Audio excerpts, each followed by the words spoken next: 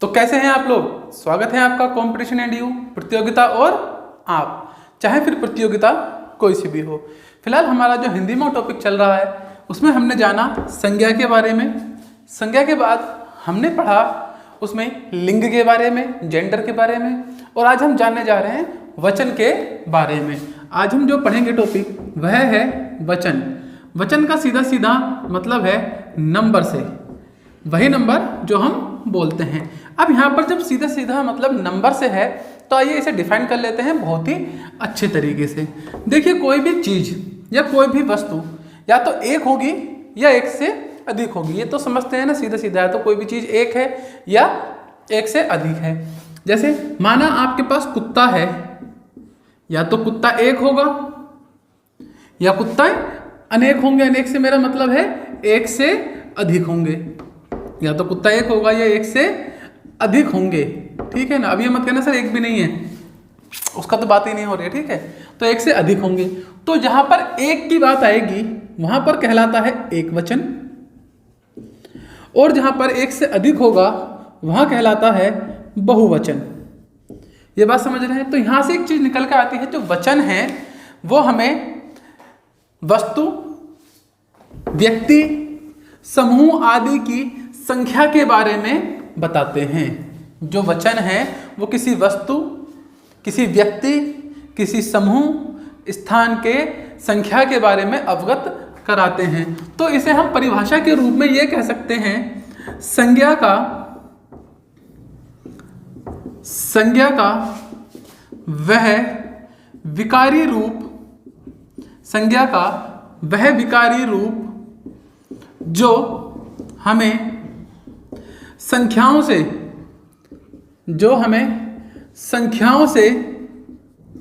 अवगत कराता है,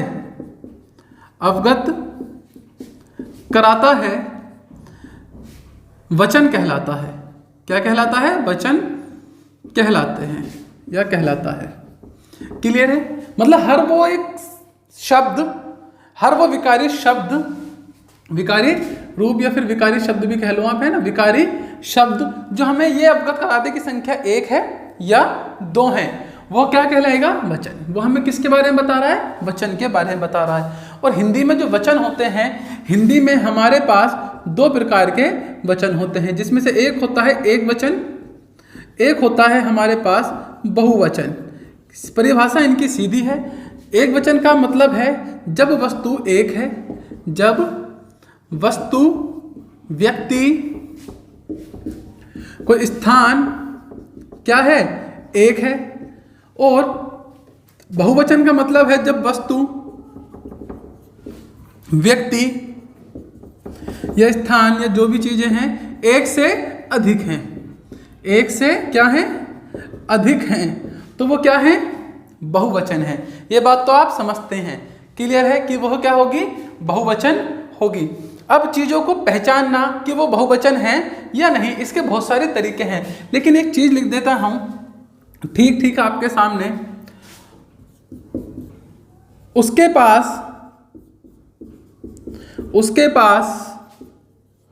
घोड़ा है। एक सेंटेंस लिखा, उसके पास घोड़े हैं। अब देखो, सेंटेंस को पढ़ के ही कैसा आभास होगा, एक ऐसी फीलिंग आएगी जो आपको ये बता देगी कि कहां पर एक से अधिक घोड़ों की बात हो रही है और कहां पर एक घोड़े की बात हो रही है। यहां लिखा उसके पास घोड़ा है, उसके पास घोड़ा है, तो हमें क्या पता चल रहा है कि उसके पास कितने घोड़े हैं? एक। उसके पास घोड़े हैं, तो घोड़े से हमें क्या पता चल रहा है कि उसके पास क्या है? घोड़े एक से ज्यादा हैं। क्या है? एक से ज्यादा हैं। तो मतलब ये क्या हुआ? बहुवचन, और ये हुआ एक वचन। पर इसकी पहचान कैसे होगी? इसकी पहचान का देखिए, पहली बात तो ये समझ लें, सीधे हम लोग पढ़ रहे हैं हिंदी। अब क्या हुआ सर, हिंदी तो पढ़ ही रहे हैं, पर हिंदी हमारी मदर टंग है, इसीलिए हमें इसमें परेशानी कम होती है। कुछ ही शब्दों में आकर हम लोग घिर जाते हैं, कुछ ही शब्दों में आकर हम लोग फंस जाते हैं। अन्यथा हम बहुत आसानी से पहचान लेंगे कि कौन सा एक वचन है, कौन सा बहुवचन है। पर इसके भी कुछ नियम हैं। आइए उन नियमों को हम पहचान लेते हैं और देखते हैं। अगर आप चैनल पे पहली बार आ रहे हैं या पहली बार आए हैं तो चैनल को लाइक से सब्सक्राइब कर दें और तभी सब्सक्राइब करें जब वीडियो अच्छा लग रहा हो, है ना। ऐसा नहीं है कि कोई जोर जबरदस्ती वाली बात है, अच्छी लगे तो लाइक शेयर सब्सक्राइब करना। पहले देख लेते हैं कि आगे क्या है अभी इसके अंदर। अब देखिए आपने क्या होगा, एक वचन और बहुवचन के बहुत सारे शब्द देखते हैं, पहले थोड़े से हैं। अगर हम बात करते हैं यहाँ पर एक वचन की और साथ में लिख लेते हैं बहुवचन, क्लियर है। मैंने लिखा बालक, तो बालक क्या है, एक वचन। मैंने लिखा बालको, मैंने लिखा बालको, तो बालको क्या है हमारे पास, बहुवचन है। बालक एक वचन और बाल को हमारे पास हो गया बहुवचन। मैंने लिखा था घोड़ा, घोड़ा क्या हुआ, एक वचन। मैंने लिखा घोड़े, बहुवचन। मैंने लिखा कुत्ता, इधर लिखा कुत्ते, तो बहुवचन। मैंने लिखा पुस्तक, मतलब कि एक वचन, इधर लिखा पुस्तकें। तो आप देखेंगे कि कुछ मात्राओं में परिवर्तन करने के साथ हमारा एक वचन बहुवचन में चेंज हो जाता है, परिवर्तित हो जाता है। मैंने लिखा बालक, ओ की मात्रा लगाई, परिवर्तित हो गया। मैंने लिखा घोड़ा, ए की मात्रा लगाई, परिवर्तित हो गया। मैंने लिखा कुत्ता, ए की मात्रा लगाई, परिवर्तित हो गया बहुवचन में। यहाँ लिखा पुस्तक, ए की मात्रा लगाई, परिवर्तित हो गया बहुवचन में। तो वैसे तो हमें पहचान भी है, तो इसके जो परिवर्तन हुआ, इस परिवर्तन के कुछ छोटे छोटे नियम हैं।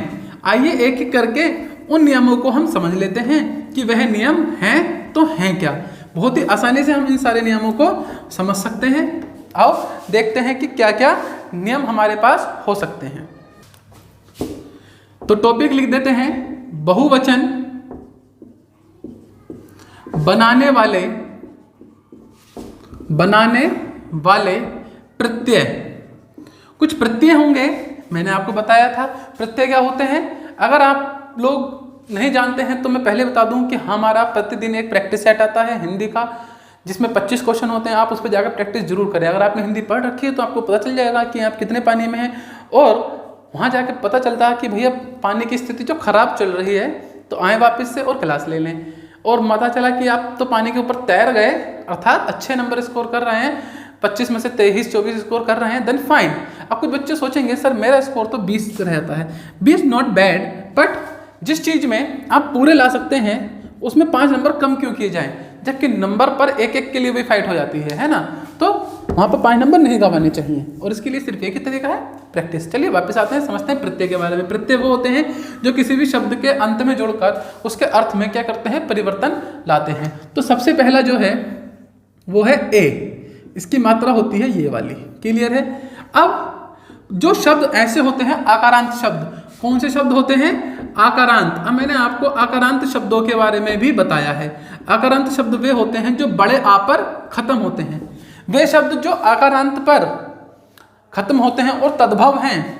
कैसे हैं, तद्भव शब्द हैं।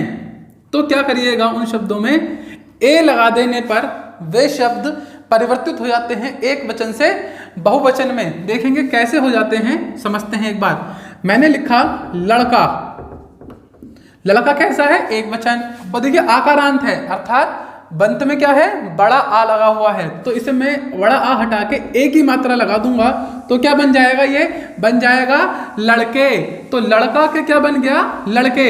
ए की मात्रा लगाते ही ये किस चीज में परिवर्तित हो गया, बहुवचन में परिवर्तित हो गया। मैंने लिखा गधा और इधर लिखा फिर गधे। तो देखिए आ के स्थान पर ए की मात्रा लगाते ही किस में परिवर्तित हो गया, ये परिवर्तित हो गया आपका बहुवचन में। बात समझ में आ रही है ना। तो आकारांत जो शब्द होते हैं वे इसी प्रकार के आपको मिलते हैं। इसका एग्जाम्पल एक और लिखा था हमने, घोड़ा। मैंने लिखा घोड़ा, इधर लिखा घोड़े, तो ये क्या हो गया, परिवर्तित हो गया।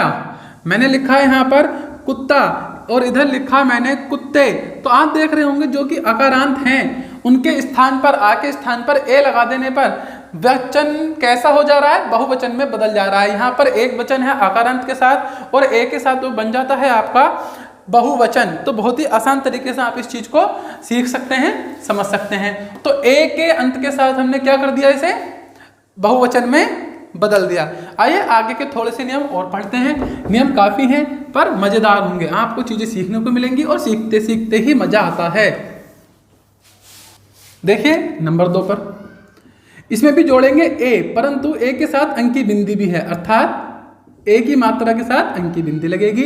अब इसमें भी कुछ ऐसे शब्द होंगे, इसमें दो शब्द होते हैं, एकारांत, एकारांत और आकारांत, आकारांत।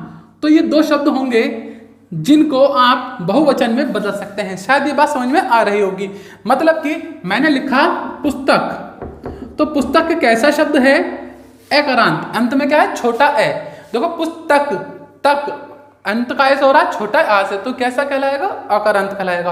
आपको आकारांत और आकारांत की परिभाषा मैंने बताई है बहुत ही अच्छे से पिछली क्लास में, और अगर आपने नहीं देखी है तो डिस्क्रिप्शन में लिंक है, जाकर क्लासेस आप देख सकते हैं जो कि काफ़ी अच्छी हैं।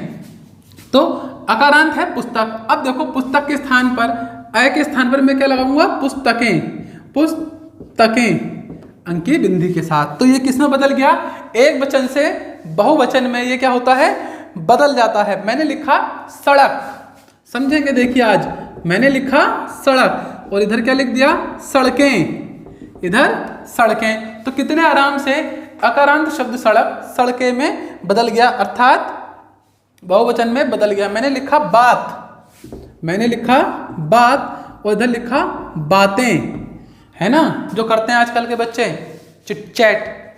तो बात, बातें, सड़क, सड़कें, पुस्तक, पुस्तकें, माता, माताएं, ऐसे ही होगा ना, माता, माताएं।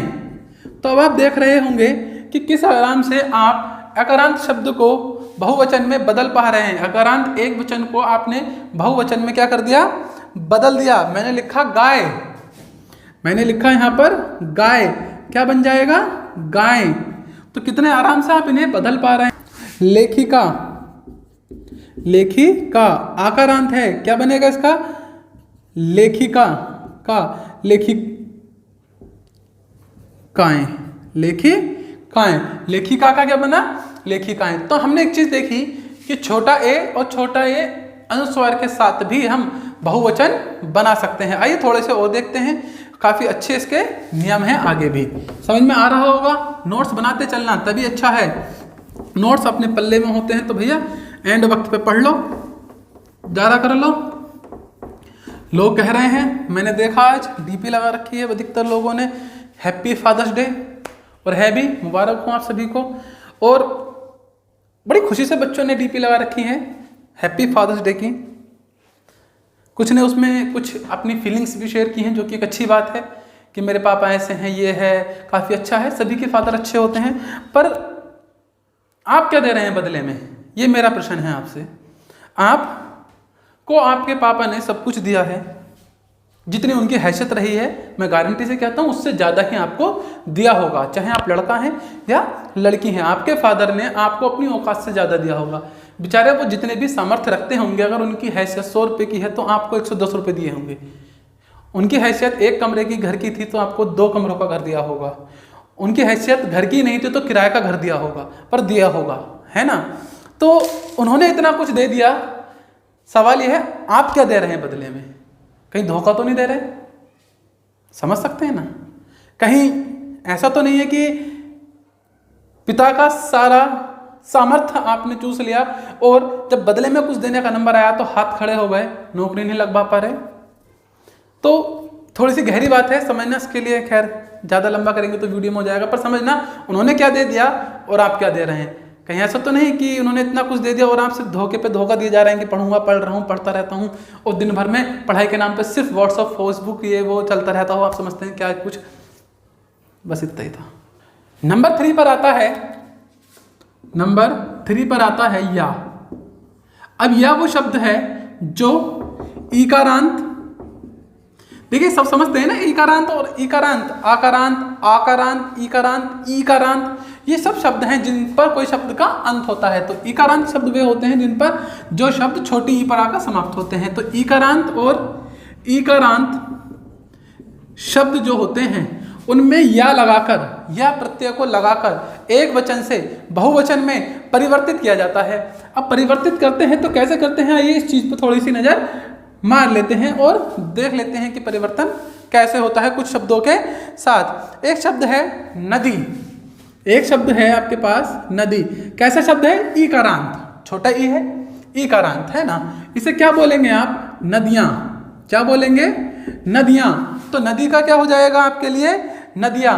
मैंने बोला लड़की, मैंने बोला लड़की, तो लड़की का क्या बनेगा? बहुत ही अच्छे से बना सकते हैं, लड़कियां। क्या होगा? लड़कियां। लड़की का क्या हो गया? लड़कियां। तो बहुत ही आराम से आप इसे देख पा रहे होंगे, समझ पा रहे होंगे। मैंने लिखा रीति, रीति रिवाज सुना है ना, मैंने बोला रीति, तो इसका क्या बनेगा? रीतियां। तो किस प्रकार से या जोड़कर हम एक वचन को बहुवचन में बदल सकते हैं। ये वाले सारे शब्द कैसे हैं? एक वचन है, पर ये सब क्या है? ईकारांत और ईकारांत वाले हैं। इसमें हमने क्या करा? या जोड़ दिया, तो क्या बन गया? ये बन गया आपका बहुवचन। तो सर ये सीख क्यों रहे हैं 2-2 3-3 शब्द? या तो बहुत सारे सिखाओ, बहुत सारे सिखा सकते हैं पर बेकार की चीज़ है। पर यहाँ तो एक चीज़ समझेंगे कि जो शब्द ई पर या बड़े ई पर खत्म हो रहे हैं उन्हें बहुवचन बनाने के लिए क्या जोड़ना होता है? या जोड़ना होता है। हम ये सीख रहे हैं, तो बहुत ही बारीकी से चीज़ों को समझते चल रहे हैं। चलते हैं आगे की तरफ। ये हमने पता करा कि ये चीज़ें हैं। इसमें अगर और एग्जाम्पल की बात करें तो एक शब्द जाति, जाति का क्या हो जाएगा? जातियां। ऐसे कुछ है ना, जाति का जातियां। चलते हैं नंबर 4 की तरफ कि देखते हैं और क्या नियम है जिससे एक वचन को बहुवचन में आसानी से बदला जा सके। ठीक है ना, पहचान तो होनी शुरू हो ही जाएगी, कोई परेशानी नहीं है। देखेंगे इसमें नंबर 4 में ओ, क्या है? ओ। अब कुछ शब्द ऐसे होते हैं जिसमें ओ प्रत्यय को जोड़कर, ओ प्रत्यय को जोड़कर एक वचन से, एक वचन शब्द से बहुवचन शब्द तैयार किया जाता है। बहुवचन शब्द तैयार किया जाता है, किया जाता है। कैसे किया जाता है ये देख लेते हैं। मैंने लिखा एक वचन के रूप में बहन और इधर लिखा बहनों, तो मैंने क्या जोड़ा? ओ जोड़ दिया और क्या बन गया? बहुवचन बन गया बहुत ही आराम से। मैंने जो लिखा साधु, मैंने लिखा साधु और इसे बहुवचन बनाने के लिए क्या जोड़ दिया? ओ, तो क्या बन गया? साधुओं। आप देख रहे होंगे कितने आराम से इस चीज को आप समझेंगे। बहन बहनों, साधु साधुओं, क्लियर है ना? माता माताओं, है ना? माता माताओं, माताएं भी हो सकता है, वो भी सही, ये भी सही है ना? तो ये देखेंगे कि ओ जोड़कर भी हम एक वचन को बहुवचन में बदल सकते हैं। अब कुछ स्पेशल रूल हैं जिन्हें हम देखते हैं। आइए एक बार उन पर भी नजर मार लेते हैं कि कैसे कैसे रूल अभी बचे हुए हैं, ये क्या चीजें इसके अंदर और भी हैं। अब हम ऐसे कुछ शब्दों को देखेंगे जो हमेशा एक वचन में रहते हैं। क्लियर है? अभी हमने इनका रूप बदलना देखा था कि एक वचन से बहुवचन में बदले, लेकिन कुछ शब्द ऐसे हैं जो हमेशा एक वचन में रहते हैं। तो अभी हम क्या देखेंगे? हमेशा एक वचन में रहने वाले, एक वचन में रहने वाले शब्द, ऐसे शब्द जो हमेशा एक वचन में रहते हैं। तो इसमें सबसे पहले बता दूं कि जो द्रव्यवाचक होते हैं, जो द्रव्यवाचक होते हैं वे हमेशा एक वचन में रहते हैं। किस में रहते हैं? एक वचन में रहते हैं। क्लियर है? आपने ये नियम अंग्रेजी में भी पढ़ा होगा। Material noun can not be used, material noun can not be used as a plural, कि मटेरियल नाउन का कभी भी प्लूरल में प्रयोग नहीं हो सकता। तो द्रव्यवाचक मतलब मटेरियल नाउन ही तो है ये भी। इसके अंदर 3 प्रकार के मटेरियल आते हैं, द्रव आ जाता है, गैस आ जाता है और ठोस आ जाता है। वही इंग्लिश में भी रूल है और हिंदी में भी सेम रूल है। तो इसीलिए ये हमेशा क्या रहता है? एक वचन में बना रहता है। आइए देख लेते हैं, जब ये हमेशा एक वचन में बना रहता है तो कैसे कैसे शब्द इसके अंदर आ सकते हैं। तो पहला कोई भी द्रव आ सकता है, जैसे कि तेल, घी, पानी। देखो कोई सेंटेंस बना के देखो, पानी बह गया, पानी बह गया, तो कैसी फीलिंग आ रही है? अगर आपको कई बार ना पता चले, कंफ्यूजन बना रहे कि सर नहीं पता चल रहा कि एक वचन है या बहुवचन, तो छोटी सी ट्रिक है जो हमेशा काम नहीं करती पर काफ़ी हद तक हेल्प कर देगी समझने में। इसी वाक्य में क्या करो, पानी से पहले एक जोड़ दो। एक पानी बह गया, एक पानी बह गया। अब बताओ क्या इसमें फीलिंग आ रही है अच्छी सी? पता चल रहा है ना कि कहीं तो कुछ तो गड़बड़ है कहाँ नहीं पता भी चल रहा हो, पर ये तो कंफर्म है कि कभी बोला कि एक पानी बह गया, दो पानी बह गया, पांच पानी बह गया, नहीं बोलते, सिर्फ क्या बोलते हैं, पानी बह गया। तो यहां से हमें पता चलता है एक लगाने से कि भैया ये क्या है, एक वचन है, इसमें एक नहीं लगेगा। क्लियर है? ठीक है ना। मैंने लिखा तेल ले आओ, तेल ले आओ, चले आओ, तेल ले आओ। अब तेल में मैंने क्या बताया, द्रव्यवाचक में आ रहा है, तो कैसा वचन है, एक वचन है। चाहो तो इससे भी लगा के देख लो, क्या कभी घर वालों ने बोला है एक तेल ले आओ, एक तेल ले आओ? ठीक है ना। अब कुछ बच्चे कहेंगे सर हाँ हमने बोला है, लेकिन याद रखना जब आपने बोला होगा तो कंपैरेटिव डिग्री का यूज किया होगा, इंग्लिश में होता है ना, सॉरी, तो उसमें क्या रहा होगा कि शब्द कुछ और तरीके से पेश किए गए होंगे। जैसे कि आप तेल लेने गए, मम्मी ने कहा या तो सरसों का तेल ले आना या क्योकारपिन का तेल ले आना, है ना। अब आप गए, अब आप भूल गए कि कौन सा लूं, तो आपने घर में फोन करा, मम्मी कौन सा तेल लाना, क्योकारपिन या सरसों का तेल? मम्मी ने कहा कोई सा भी एक ले आ, कोई सा भी एक ले आ। तो उसका मतलब ये नहीं है कि तेल एक वचन हो गया, उन्होंने दो ऑप्शन में से एक को एक कहा है। क्लियर है? तो कभी भी अपने मन से कोई लंबा चौड़ा ऐसा कहानी से बनाओ और कहो कि भैया ये तो गलत है ना। तो क्लियर है? तो ये हमेशा किस में रहता है, एक वचन में, इसमें एक वगैरह लगाने की कोई जरूरत अलग से नहीं है। ये सीखने वाली बात थी। अब सर एक ही क्यों? क्योंकि हमेशा रहता ही एक वचन में है, तो इसलिए इससे पहले आप कोई भी संख्यावाचक प्रयोग नहीं कर सकते। ये नहीं कह सकते दो पानी बह गया, दो तेल ले आओ, चार तेल ले आओ। क्यों? क्योंकि ये ऑटोमेटिक नेचुरली किस में रहेगा, एक वचन में रहेगा। कंफर्म है? तो ये आसानी से आप जान गए होंगे। अभी जैसे घी ले आओ, चलिए इसे देख लो, या मटेरियल नाउन में तो और भी चीजें आती हैं। चांदी आ जाता है, सोना आ जाता है। चांदी और सोना भी तो मटेरियल नाउन में आता है, सॉरी द्रव्यवाचक संज्ञा में आता है, नहीं आता है। तो सोने का भाव बढ़ गया, क्या बोला जाता है, सोने का भाव बढ़ गया, सोने का भाव बढ़ गया। या ऐसे बोलते हैं 5 सोनों का भाव बढ़ गया, या सोनो बोल देते हैं, सोने के स्थान पर क्या सोनो बोल दोगे बहुवचन बनाने के लिए? नहीं। तो कुछ शब्द ऐसे हैं जो नेचुरली एक वचन में रहते हैं, ना तो आप उन्हें एक वचन में बनाने की कोशिश करेंगे और ना ही उन्हें बहुवचन बनाने की कोशिश करेंगे। क्यों? क्योंकि वो नेचुरली एक वचन में रहते हैं। क्लियर है? तो ये भी कुछ है चीजें हैं। आइए और भी चीजें समझते हैं जो हमेशा एक वचन में रहती हैं। ठीक है, आई होप सभी चीजें क्लियर हो रही होंगी और मजा आ रहा होगा। हमने ये पहचान लिया कि कौन से हमेशा एक वचन में रहते हैं, पर इसमें और भी चीजें हैं जो हमेशा से एक वचन में ही रहते हैं। मैंने कहा जनता, जनता सब भूल जाती है, जनता सब भूल जाती है, भूल जाती है ना। जनता सब भूल जाती है। माल प्लेटफॉर्म पर पड़ा है। ठीक है, क्या ये बोलते हैं माले, शब्द भी नहीं बनना जी, माल है, कुछ सामान है ना, गुड्स है। तो गुड्स तो जैसी फॉर्म में है वैसे ही रहेगा। देखना समझना, अंग्रेजी में भी ये होता है, पर हमें हिंदी ज़्यादा सुगमता से समझ में आती है, इसीलिए इंग्लिश में माल को गुड्स कहते हैं। क्या कहते हैं? गुड्स। अब आप सोचो यार, ऐसा लग रहा है, एस हटा दे तो कुछ चेंज हो जाएगा। अगर आपने गुड्स में से एस हटा दिया तो गुड बन जाएगा, और गुड का मतलब होता है अच्छा। मतलब कि कुछ शब्द ऐसे होते हैं जो चेंज हो ही नहीं सकते। क्लियर है? जो चेंज हो ही नहीं सकते। इंग्लिश में माल को क्या कहते हैं? गुड्स, है ना। देखा होगा ट्रकों पे लिखा गुड्स कैरियर लिखा रहता है। ठीक है, तो माल कैसा शब्द है, इसे बहुवचन में नहीं बना सकते और एक वचन में बनाने की कोशिश भी मत करना, क्योंकि ऑलरेडी एक वचन है। क्लियर है? ये थोड़ी ना कहोगे एक माल प्लेटफॉर्म पर पड़ा है, या एक जनता सब भूल जाती है, दो जनता सब भूल जाती हैं, 5 जनता सब भूल जाती हैं, ऐसा तो नहीं बोलोगे ना।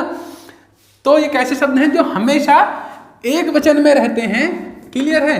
माल, जनता, या और भी थोड़े से शब्द हैं, जैसे मैं कहूं सामान, है ना, माल कह लो खैर, ये सामान कह लो, बात एक ही है। तो यहाँ से आपको समझ में आ गया होगा जो हमेशा एक वचन में रहते हैं। आइए देखते हैं उन शब्दों को जो हमेशा बहुवचन में रहते हैं। ठीक है ना, जो हमेशा बहुवचन में रहते हैं। देखते हैं कौन से शब्द हैं। मैंने लिखा, ये देख लेते हैं पहले। हमेशा बहुवचन में रहने वाले शब्द, हमेशा बहुवचन में रहने वाले शब्द। तो देखिए हमेशा बहुवचन में रहते हैं, उसमें से कुछ निश्चित शब्द ऐसे हैं जहां पर आप किसी का सम्मान कर रहे हैं ना, किसी का सम्मान कर रहे हैं, किसी का आदर कर रहे हैं, किसी को इज्जत दे रहे हैं, तो आप क्या करेंगे, उस समय उन शब्दों का प्रयोग आप बहुवचन के रूप में करेंगे। एक वचन में करेंगे तो आप सम्मान की जगह उसकी बेइज्जती कर दोगे। ठीक है ना, जैसे कि लिखा है पिताजी आ रहे हैं, पिताजी आ रहे हैं। अब बताइए, आप खड़े हैं, सामने से आपके फादर आते नजर आए, तो हम बोलेंगे पिताजी आ रहे हैं। क्लियर है। अब सबको मालूम है पिताजी तो एक ही है, नॉर्मल रूप से एक ही होते हैं सभी के, है ना। तो पिताजी तो अकेले हैं, लेकिन फिर भी हम इनका प्रयोग कैसे कर रहे हैं, बहुवचन में, आ रहे हैं। अब पिता तो एक ही आ रहे हैं ना, अब इसे एक वचन में नहीं बना सकते। एक वचन बनाने के लिए ऐसा तो बोलोगे नहीं बाप आ रहा है, मतलब समझना फीलिंग, है ना। हाँ, संजय दत्त वाली लैंग्वेज में बोल सकते हो, लेकिन ऐसा तो नहीं बोलोगे ना कि बाप आ रहा है, पिता आ रहा है, नहीं है ना नॉर्मल लैंग्वेज, कहीं तो गलत लग रहा है।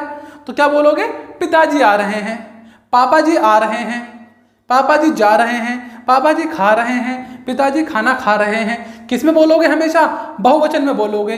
अब इसे एक वचन में बनाने के लिए ऐसा तो लिखोगे नहीं ना कि एक पिताजी आ रहे हैं, एक पिताजी आ रहे हैं, बाकी का आना बाकी है ना। पिताजी तो बहुत सारे हैं, लाइन लग रही है, ऐसा थोड़ी ना होगा। तो जो शब्द बहुवचन में हैं वो बहुवचन में ही रहेंगे, उन्हें आप एक वचन में कन्वर्ट नहीं कर सकते। और बहुवचन बनाने की कोशिश करोगे तो मामला ज्यादा खराब हो जाएगा। अच्छा लगेगा यहाँ लिखते हुए कि 5 पिताजी आ रहे हैं, बिल्कुल नहीं, सेंटेंस ही नहीं बनेगा, है ना। तो चीजें को समझेंगे, जो बहुवचन में है वो हमेशा बहुवचन में ही रहेगा। क्लियर है। और भी शब्द हैं जिसमें आप सम्मान देते हैं, जैसे कि आप सम्मान दे रहे होंगे तो आप हमेशा क्या बोलते हैं, गांधी जी, क्या बोलते हैं, गांधी जी 1915 में वापस आए, है ना, वापस आए। क्या आप ये बोल देते हैं गांधी 1915 में वापस आया?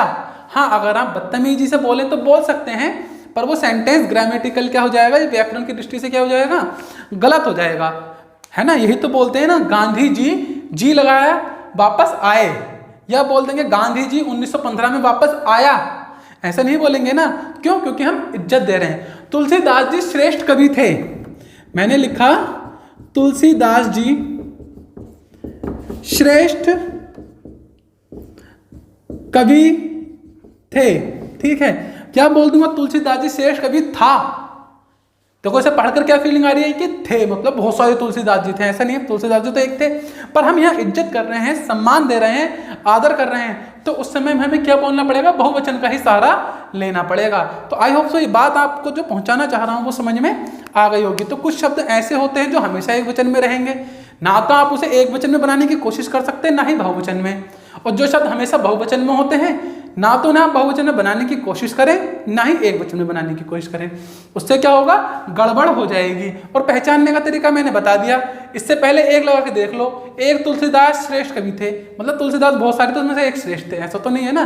तो कहानी समझ में आई होगी। जब भी आदर और सम्मान की बात होगी तो क्या होगा, उसमें बहुवचन का प्रयोग होगा ही होगा। बहुत अच्छे से चीजें समझ में आ रही होगी।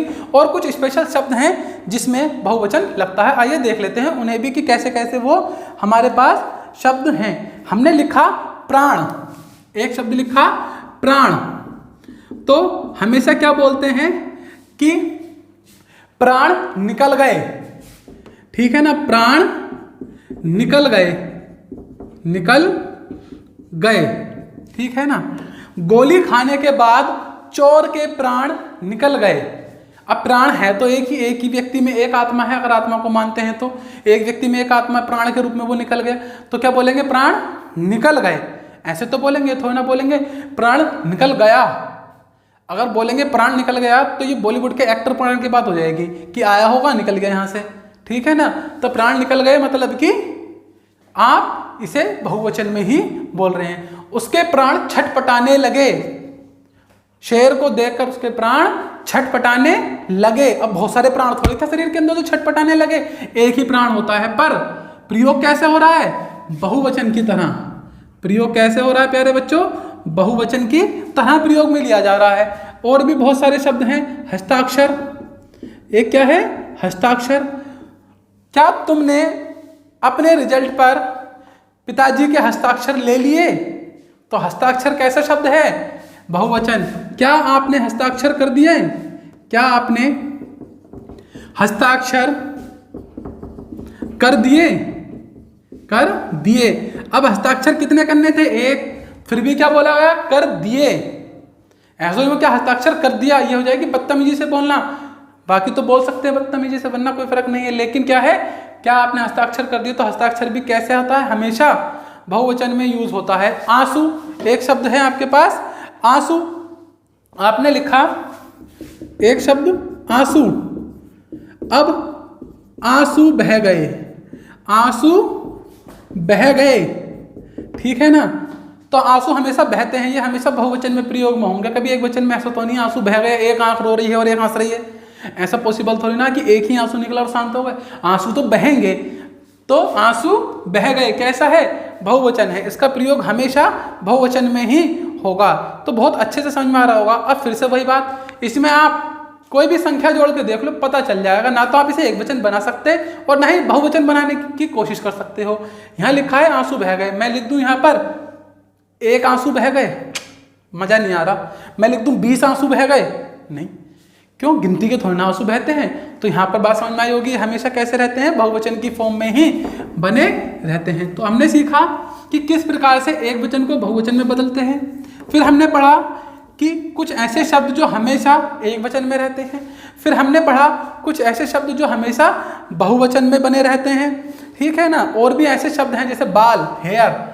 बाल भी कैसे हैं? हमेशा बहुवचन में रहते हैं। बाल कटवा लिए, बाल उड़ गए। अगर बोलेंगे बाल उड़ गया तो उसका मतलब है कोई एक बाल उड़ गया इनमें से। पता भी कैसे चला तुझे? तो ये बता। तो क्या रहेगा हमेशा? भैया ये बहुवचन में। अब कुछ शब्द ऐसा भी है जो अलग से प्रयोग में होता है, वो हमेशा एग्जाम में फंस जाता है। तो मैं उसे करा देता हूँ एक एक्स्ट्रा के रूप में। वैसे क्लास बस फिनिश है। एक है वहां जंगल में, वहां जंगल में अनेकों वृक्ष हैं, अनेकों वृक्ष हैं। एक सेंटेंस मैंने बोला वहां जंगल में अनेक वृक्ष हैं, अनेक वृक्ष हैं। अब आप बताइए, ये सेंटेंस नंबर 1 है, ये सेंटेंस नंबर 2 है। इनमें से कौन सा सही है और कौन सा गलत है? ठीक है, वीडियो पॉज करके आंसर जरूर देना कि कौन सा सही है और कौन सा गलत है। तो मैं बता दूं, ये वाला गलत है और ये वाला सही है। अनेकों नहीं होता, अनेक होता है। अनेक अपने आप में ही क्या है? अनेक अपने आप में ही पूर्ण वर्ड है। तो क्या कहेंगे? जंगल में अनेक वृक्ष हैं। ये भी किस तरह से प्रयोग में लिया जाता है कि बहुवचन रहता है हमेशा, अनेक, ठीक है ना।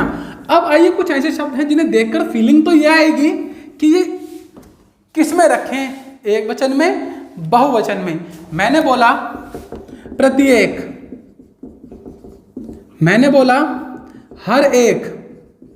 अब आप मुझे बताओ ये दोनों शब्द एक वचन में हैं या बहुवचन में?